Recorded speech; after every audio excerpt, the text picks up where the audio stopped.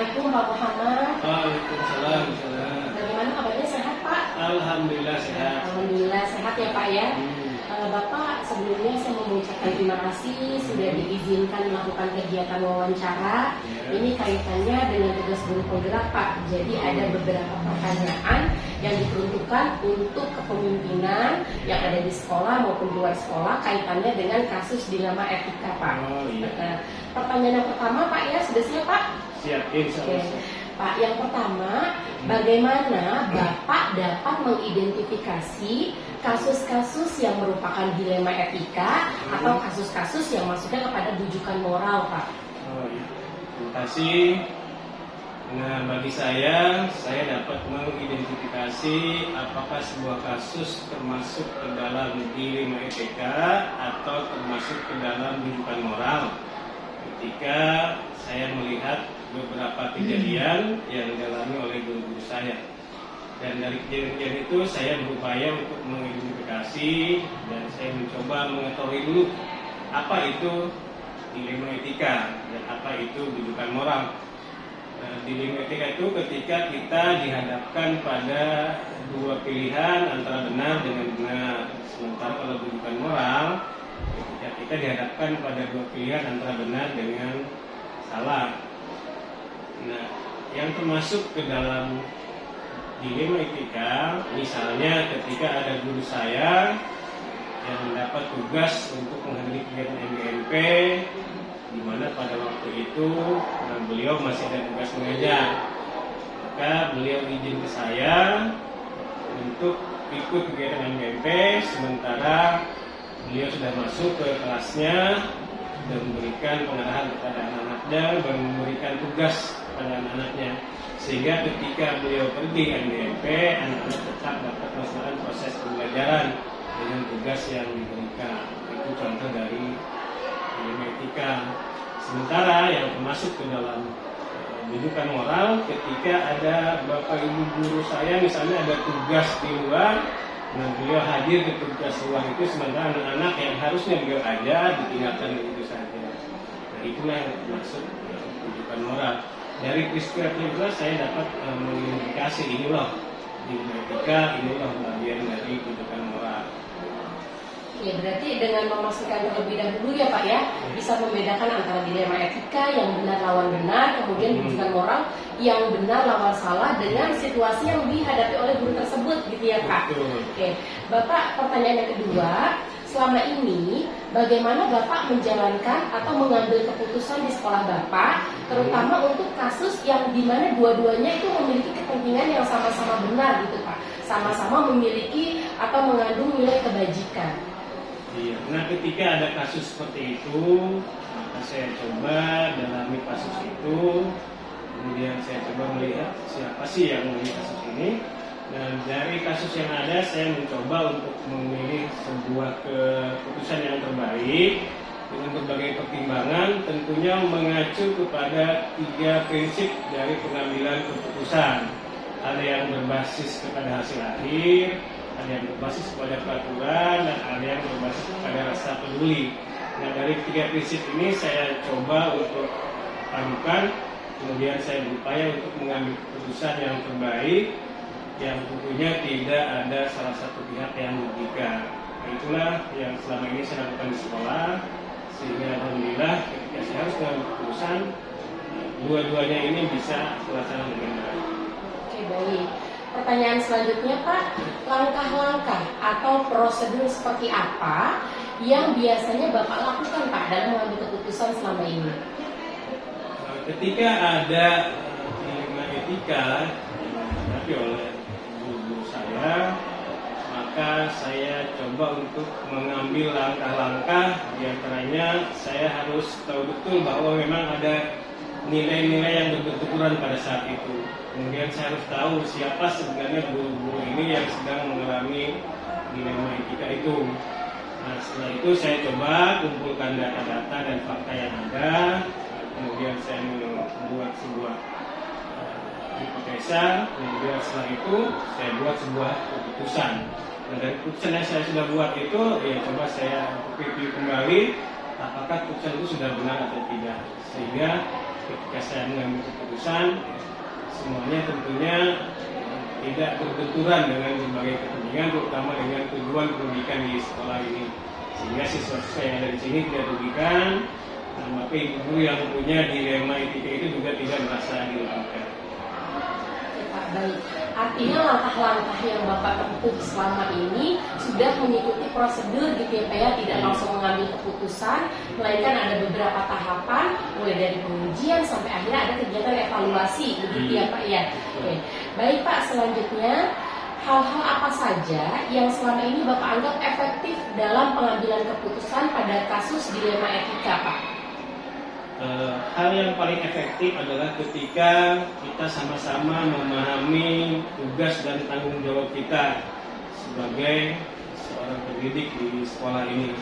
Nah, ketika semuanya sudah satu pemikiran, punya paradigma berpikir yang sama, yang mudah-mudahan semuanya bisa diputuskan dengan baik, dan mudah-mudahan semuanya juga tidak ada yang merasa dirugikan. Jadi intinya, bagaimana kita bisa memahami tugasnya dengan baik, dan bagaimana paradigma berpikir kita juga sudah sepakat untuk tujuan pendidikan di sekolah ini. Intinya satu pemikiran, tujuan yang baik, begitu ya Pak ya. Oke. Selanjutnya Pak, hal-hal apa saja yang selama ini merupakan tantangan dalam pengambilan keputusan pada kasus dilema etika Pak? Tantangan yang paling dirasakan tentunya ketika ada pegawai atau katakanlah di sini yang belum memahami benar akan tugas dan tanggung jawabnya di sekolah, sehingga kadang-kadang ada yang agak lalai dengan tugas utamanya di sekolah, lebih mementingkan misalnya ada kegiatan di luar. Karena yang seperti itu, maka tugas saya di sini adalah bagaimana menyadarkan kembali bapak ibu guru tersebut agar memahami benar tugas dan tanggung jawabnya, karena yang utama tugasnya adalah di sekolah. Jadi itu bagaimana kita menyadarkan rasa dan tanggung jawab bapak ibu guru sebagai seorang pendidik yang tugas utamanya adalah mendidik di sekolah. Ya, baik, itu tantangannya Pak ya. Yang selanjutnya, apakah Bapak selama ini memiliki sebuah tata ala atau jadwal tertentu dalam sebuah penyelesaian kasus dilema etika? Apakah Bapak langsung menyelesaikan di tempat atau memiliki sebuah jadwal atau dalam menyelesaikannya? Nah, bentuk dan prosedur seperti apa Pak yang Bapak jalankan terkait dengan waktu atau jadwal ini? Saya memiliki jadwal sendiri, biasanya melalui pembinaan-pembinaan yang saya lakukan kepada guru-guru saya. Itu saya rutin lakukan, kecuali kalau ada hal-hal mendesak, ada seorang guru yang memang pada saat itu dia berada dalam posisi dilema etika dan situasinya sudah sangat mendesak, memang harus dilakukan antara dua kegiatan ini dalam waktu bersamaan, maka saya coba berkomunikasi dengan bapak ibu tersebut agar semuanya bisa terselesaikan dengan baik. Baik Pak, selanjutnya adakah Pak seseorang atau faktor-faktor yang selama ini mempermudah atau membantu Bapak dalam mengambil keputusan dalam kasus dilema etika Pak? Kebetulan saya sendiri di SMP Negeri 2 ini membuat sebuah tim yang namanya tim pengembang sekolah, dan melalui tim inilah saya dapat bekerja sama untuk memutuskan berbagai masalah yang ada di sekolah, termasuk masalah-masalah yang berkaitan dengan dilema etika tersebut. Dan alhamdulillah dengan tim ini maka semuanya bisa diselesaikan dengan baik. Artinya memang ada tim begitu ya Pak ya. Oke, selanjutnya Pak, ini pertanyaan terakhir ya Pak ya. Dalam semua hal yang Bapak telah sampaikan, dari Bapak sudah uraikan, kiranya pembelajaran apa yang bisa Bapak petik dari pengambilan keputusan dilema etika ini Pak? Hal utama yang bisa saya petik dari berbagai peristiwa dilema etika ini adalah ketika saya harus mengambil keputusan, maka saya harus bisa memahami kondisi yang dialami oleh orang lain, sehingga keputusan yang saya ambil pada akhirnya nanti tidak memberatkan orang tersebut. Jadi pertama dengan melihat melihat situasi kondisi tersebut ya Pak ya. Kemudian melihat apakah dampaknya seperti apa, kemudian tetap dievaluasi kembali. Bapak, terkait dengan dilema etika sudah Bapak jelaskan, terima kasih Pak. Selanjutnya saya ingin Bapak sedikit memberikan pesan begitu Pak kepada guru penggerak baik yang di dalam sekolah maupun yang ada di luar sekolah, kiranya apa nih Pak? Untuk guru-guru penggerak baik yang ada di SMP Negeri 2 maupun di seluruh Indonesia, saya berharap semuanya dapat bersama-sama menyelesaikan tugas-tugas yang diemban selama mengikuti kegiatan guru penggerak ini. Jangan terlalu terbebani dengan tugas-tugas yang ada, laksanakan semua tugas itu dengan baik. Mudah-mudahan dengan kegiatan yang sudah dilakukan sebagai guru penggerak ini ke depan, para guru penggerak ini dapat tampil ke depan untuk menjadi generasi pembaharu di dunia pendidikan di Indonesia ini. Oke. Baik Bapak, terima kasih banyak atas sharingnya, atas berbagi pengalaman terkait dengan kasus dilema etika yang ada di sekolah ini. Pak, mohon maaf untuk Assalamualaikum Ibu. Waalaikumsalam. Ibu sehat Ibu? Alhamdulillah, berkat doa semuanya. Ya. Selalu Allah lindungi.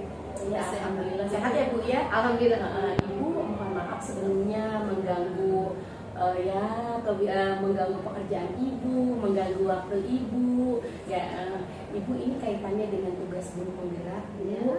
Jadi ada satu kegiatan untuk mewawancarai kepala sekolah. Ibu berkenan Bu?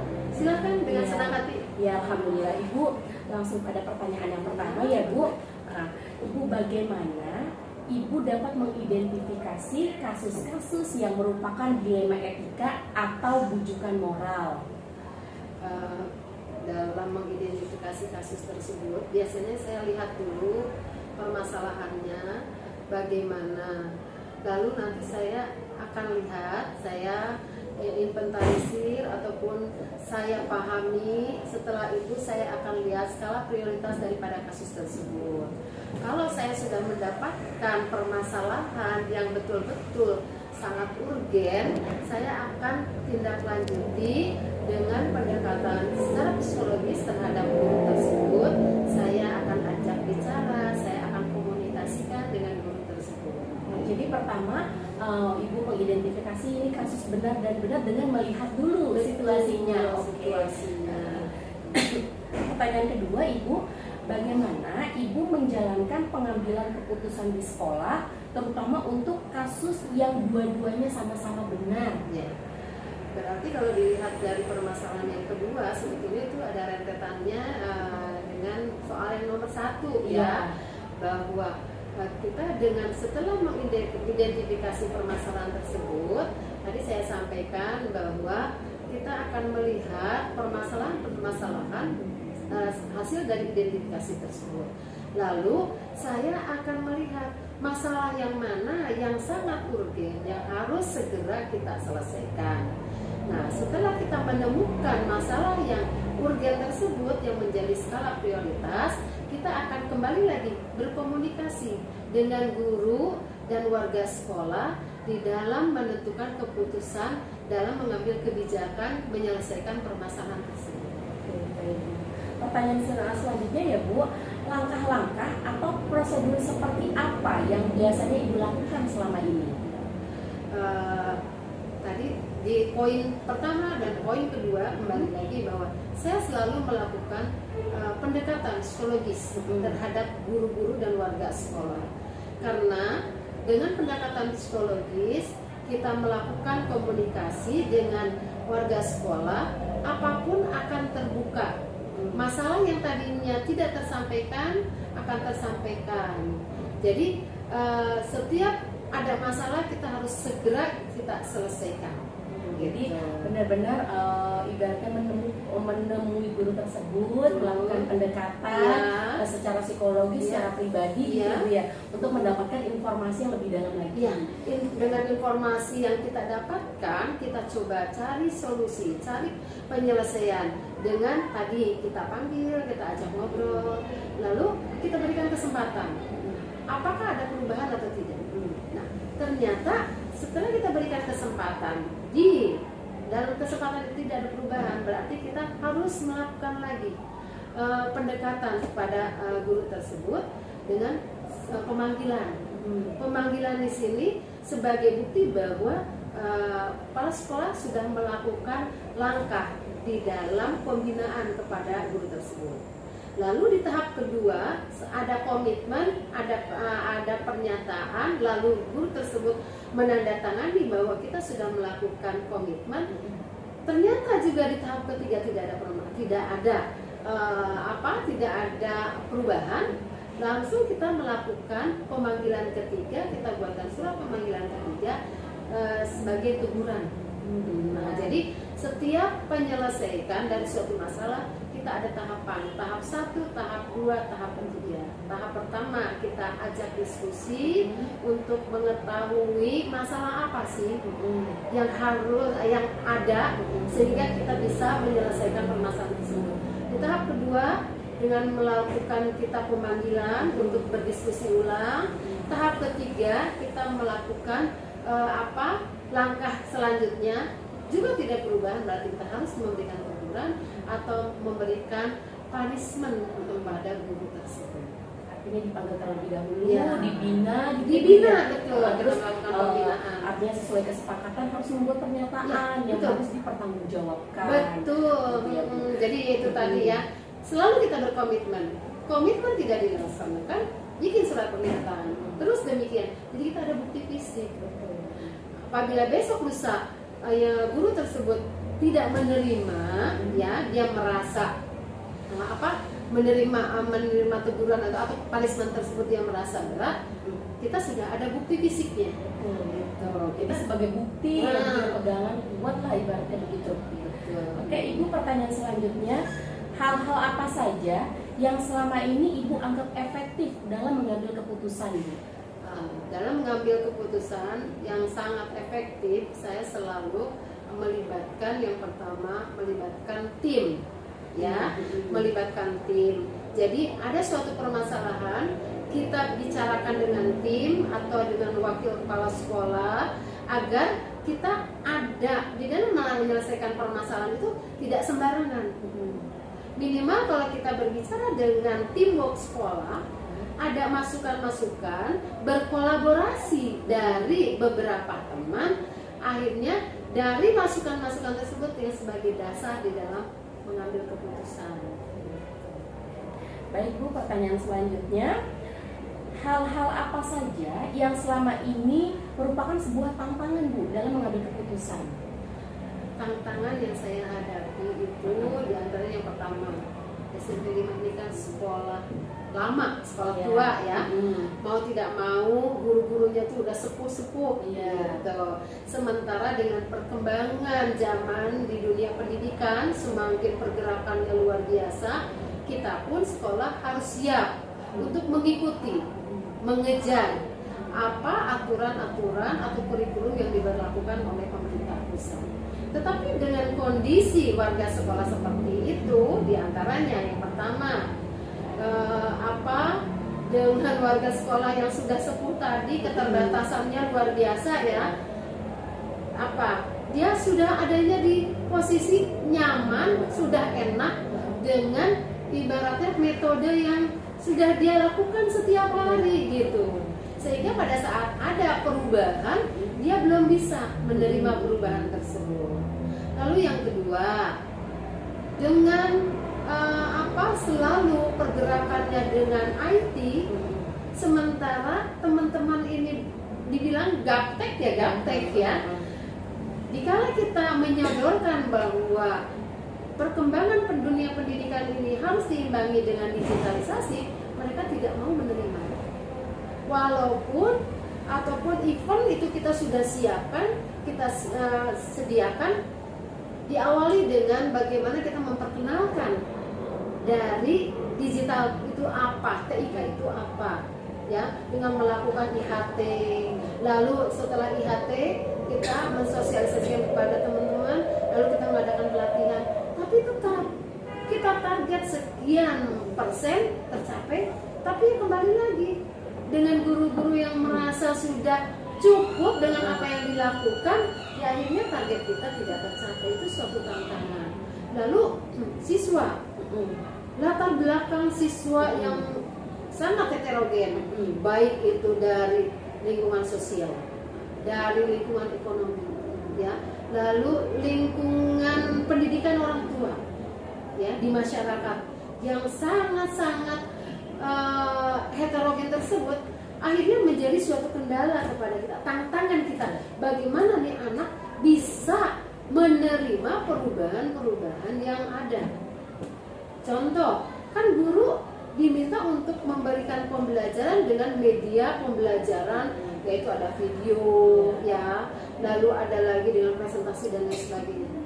Tapi kan dengan faktor ekonomi yang terbatas, anak-anak yang masih tidak mengenal apa ibaratnya gadget, ya, lalu lingkungan orang tua yang apa ya, sosialnya seperti apa, kepedulian terhadap anaknya juga, ya itulah yang menjadi tantangan. Tapi saya berkomitmen dengan warga sekolah, hayu bagaimana SMP 5 itu bisa menerapkan dan mengimplementasikan perkembangan-perkembangan yang digulirkan oleh pemerintah.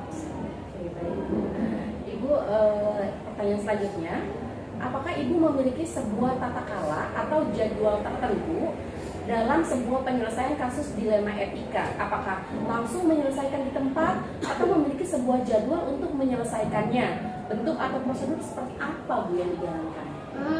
Kalau misalkan jadwal itu, kita bicara ini untuk guru atau untuk siswa? Untuk guru dan siswa yang kasusnya sama-sama benar, secara general. Pastinya kita ada yang situasional, ada juga yang terjadwal. Gitu. Kalau yang situasional, kembali lagi, kalau memang betul-betul itu tidak bisa ditunda karena sangat urgen menjadi suatu prioritas, maka saat itu pun harus kita selesaikan. Tapi kalau memang masih bisa ditunda karena keterbatasan kegiatan yang padat dari guru dan siswa tersebut, saya langsung menawarkan kepada guru, gitu.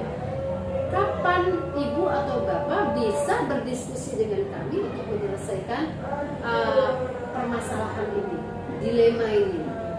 Kalau misalkan saya yang menentukan, itu kadang-kadang apa ya, dikatakan egois ya.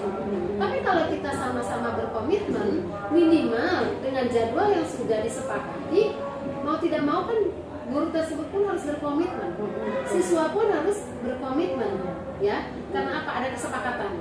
Tapi kalau datangnya dari diri saya, kayaknya itu target kayak tercapai gitu. Jadi itu ya, Bu, ya, dengan melihat dulu nih, kalau sekiranya memang harus dilakukan penyelesaian sekarang, ya berarti sekarang gitu. Ya. Baik, Bu. Pertanyaan selanjutnya, Bu, apakah ada seseorang atau faktor-faktor yang selama ini membantu Ibu dalam pengambilan keputusan dalam kasus dilema etika?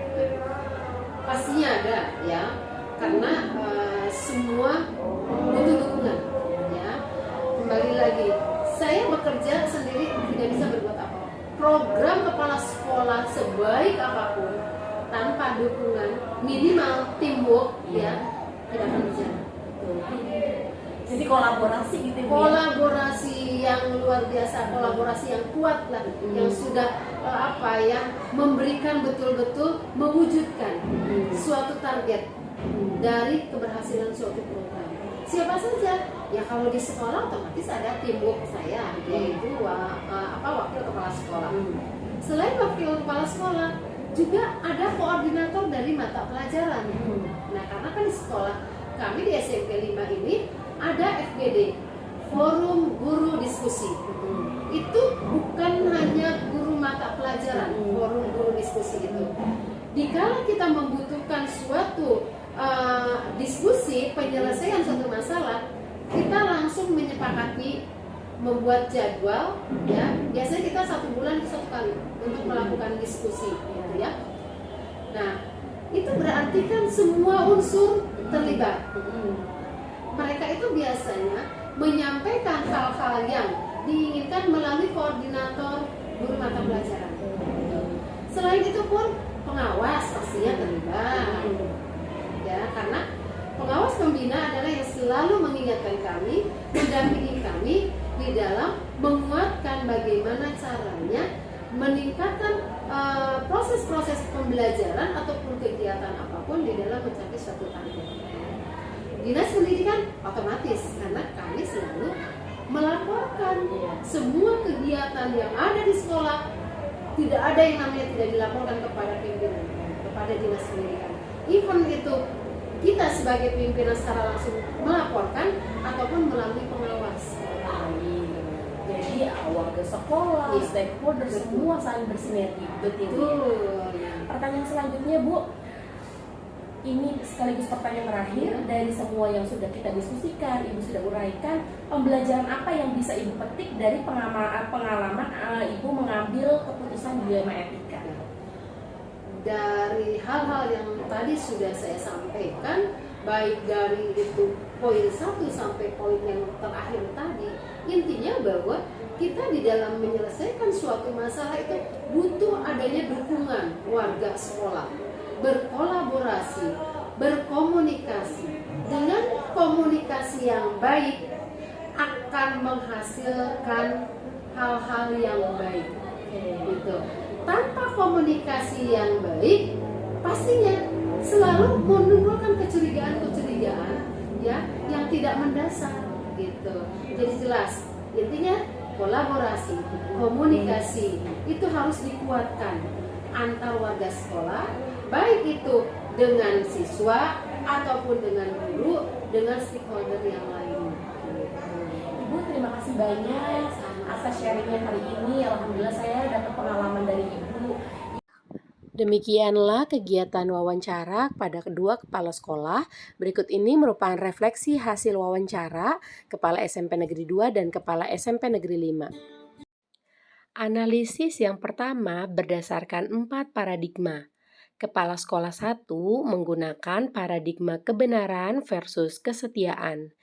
Kebenaran di sini dimaksudkan yaitu jika kepala sekolah mengizinkan guru tersebut menghadiri rapat MGMP, yaitu benar karena memenuhi surat undangan. Nah, di sini kesetiaan dimaksudkan yaitu jika kepala sekolah menginstruksikan agar guru tersebut tetap mengajar di kelas, yaitu mengutamakan unsur setia dengan tugas pokok utama guru dan kepada murid yang ada di kelas. Jangka pendek versus jangka panjang dimaksudkan yaitu jangka pendek berarti kepala sekolah memutuskan yaitu mengizinkan untuk memenuhi undangan secara jangka pendek, lalu jangka panjangnya yaitu keberlanjutan pembelajaran di kelas.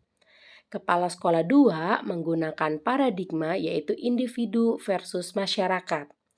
Jangka pendek versus jangka panjang. Individu di sini dimaksudkan yaitu kepala sekolah dengan secara seksama menginstruksikan setiap guru untuk mengupdate ilmu yang dimiliki. Versus masyarakat di sini ialah masyarakat sekolah, diantaranya guru-guru yang diinstruksikan untuk menguasai khususnya ilmu teknologi. Jangka pendek di sini maksudnya adalah kepala sekolah menginstruksikan rekan guru untuk menguasai teknologi. Nah, jangka panjang di sini berarti guru, kepala sekolah menginstruksikan guru-guru secara luas untuk memahami dan bisa memenuhi syarat pembelajaran abad 21. Analisis berdasarkan 3 prinsip. Kepala sekolah 1 menggunakan prinsip berpikir berbasis peraturan. Di sini kepala sekolah mengizinkan guru tersebut untuk menghadiri MGMP karena ada peraturan yang memperbolehkan untuk guru tersebut meningkatkan kompetensi dirinya. Dan kemudian guru juga memiliki aturan atau tugas pokok yaitu mengajar murid.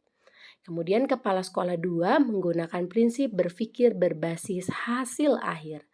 Karena di sini kepala sekolah 2 ini melihat jika guru tersebut tidak mengaktualisasikan diri terhadap ilmu yang terus berkembang, berdampak pada hasil akhir yaitu pembelajaran murid dan untuk guru itu sendiri.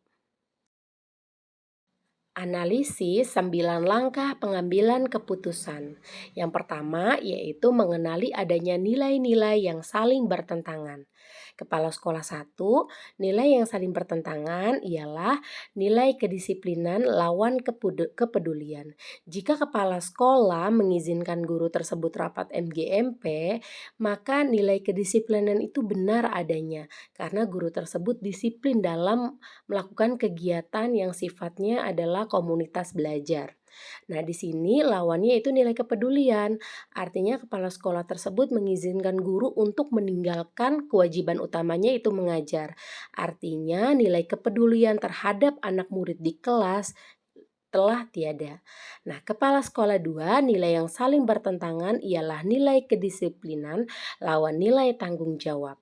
Nilai kedisiplinan di sini ialah kepala sekolah mendisiplinkan guru-guru untuk terus mengaktualisasikan ilmu yang dimiliki. Nah, hal ini tentunya bertolak belakang dengan nilai tanggung jawab yang telah luntur karena guru-guru tersebut sudah nyaman pada posisinya sekarang. 9 langkah yang kedua yaitu menentukan siapa yang terlibat. Pada kasus kepala sekolah 1 yang terlibat ialah guru tersebut dengan kepala sekolah, di mana kepala sekolah yang memberikan izin atau tidaknya guru tersebut meninggalkan sekolah. Kemudian yang kedua, kepala sekolah yang kedua, siapa yang terlibat? Yang pasti guru dengan kepala sekolah. 9 langkah pengambilan keputusan yang selanjutnya yaitu kumpulkan fakta yang relevan dengan situasi. Kepala sekolah 1. Masalah peningkatan kompetensi guru dengan tugas pokok guru. Itulah situasi relevannya. Kemudian situasi relevan yang kedua pada kepala sekolah yang kedua yaitu masalah keterampilan abad 21 dengan kompetensi profesional. 9 langkah pengambilan keputusan yang kedua yaitu pengujian benar atau salah. Uji legalnya tidak ada. Uji regulasi yaitu pertama, melanggar tugas utama guru. Jika kepala sekolah mengizinkan guru tersebut menghadiri rapat MGMP tanpa memberikan tugas atau pembelajaran terlebih dahulu kepada murid. Nah, kemudian pada kasus yang kedua yaitu kepala sekolah kedua melanggar aturan peningkatan kompetensi guru jika tetap membiarkan guru tersebut berada pada posisi nyamannya. Uji intuisi tidak ada, uji publikasi tidak ada, uji panutan yaitu melakukan hal yang sama. 9 langkah pengambilan keputusan selanjutnya yaitu benar lawan benar. Di sini kepala sekolah benar melakukan nilai yang benar jika mengizinkan guru tersebut menghadiri rapat MGMP karena guru tersebut diberikan kewenangan untuk melakukan peningkatan kompetensi dirinya. Nah, di sini juga benar jika kepala sekolah tetap menginstruksikan guru tersebut untuk mengajar karena di sini ada nilai kesetiaan yaitu antara guru dengan murid. Nah, di sini kemudian juga ada jangka pendek versus jangka panjang. Jangka pendek di sini benar karena memenuhi undangan tersebut. Nah, jangka panjangnya yaitu untuk keberlangsungan pembelajaran siswa. Kepala sekolah 2 benar lawan benar yaitu individu versus masyarakat. Individu di sini berarti benar karena kepala sekolah tersebut sudah menjalankan tugasnya untuk melakukan pembinaan kepada bawahannya. Nah, di sini juga benar kedua yaitu masyarakat di sini karena memang mereka mempunyai semacam hak untuk tetap bertahan di sekolah tersebut. Nah, jangka pendeknya kepala sekolah tersebut memberikan pembinaan. Nah, jangka panjangnya yaitu untuk pengupdatean atau untuk jangka panjang keberlangsungan peningkatan kompetensi pembelajaran di kelas. Analisis 9 langkah pengambilan keputusan selanjutnya yaitu melakukan prinsip resolusi.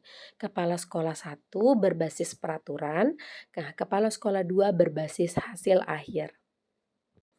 Analisis 9 langkah pengambilan keputusan selanjutnya yaitu investigasi opsi trilema. Nah, kepala sekolah 1 tetap mengizinkan guru tersebut berangkat menghadiri rapat MGMP. Nah, sambil guru tersebut memiliki kewajiban yaitu memantau pembelajaran atau tugas siswa secara online. Jadi, pilihannya keputusannya seperti ini. Kemudian kepala sekolah 2 yaitu mengadakan pembinaan atau sosialisasi dengan menghadirkan narasumber ahli dari luar yang sesuai dengan psikologi kepribadian guru-guru yang ada di lingkungan sekolah tersebut. 9 langkah pengambilan keputusan selanjutnya yaitu keputusan yang diambil. Kepala sekolah 1 tetap mengizinkan guru tersebut menghadiri rapat MGMP dan tetap memberikan komitmen terhadap guru tersebut karena tugas utamanya yaitu sebagai guru mengajar di kelas. Kepala sekolah 2 tetap mencari jalan keluar yaitu dengan belajar membuat guru nyaman tanpa mengganggu psikologisnya tapi juga beriringan dengan terus meningkatkan kompetensi guru-guru tersebut. 9 langkah pengambilan keputusan yang terakhir yaitu refleksi keputusan. Kepala sekolah 1 tetap mengizinkan guru tersebut menghadiri rapat MGMP dan tetap memberikan guru tersebut komitmen dengan tugas utamanya sebagai guru. Hasil refleksinya yaitu mengedepankan sikap adil. Artinya di sini melihat permasalahan dari berbagai sudut sehingga tidak ada yang dirugikan, baik itu guru untuk mengakses ilmu keprofesionalismenya dari MGMP maupun siswa yang memiliki hak untuk belajar. Demikianlah kegiatan wawancara terhadap 2 kepala sekolah berikut dengan analisisnya. Assalamualaikum warahmatullahi wabarakatuh. Salam dan bahagia.